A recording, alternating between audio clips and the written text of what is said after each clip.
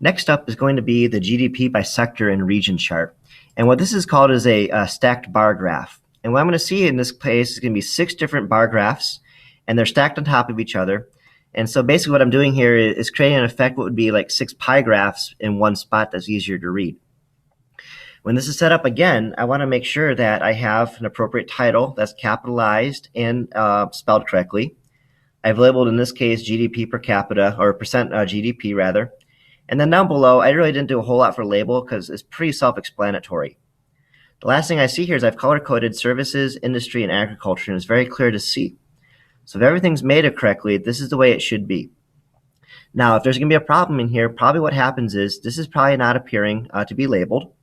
It could be that maybe some of these charts either less than or more than 100%, which is impossible. There's something wrong with your numbers. Or you might have like a weird white space to the side, kind of like we saw with the life expectancy and literacy charts.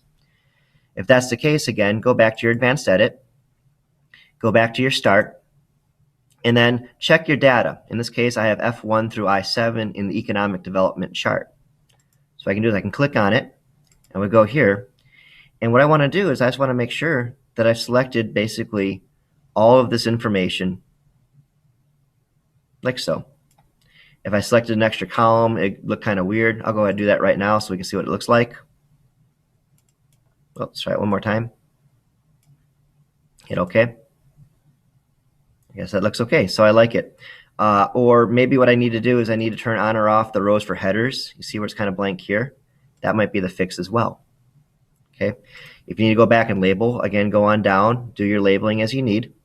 Ensure that things are stacked. That'll be pretty important if it doesn't look like this. And then change the colors around, make it yours, make it your own. Thanks for watching.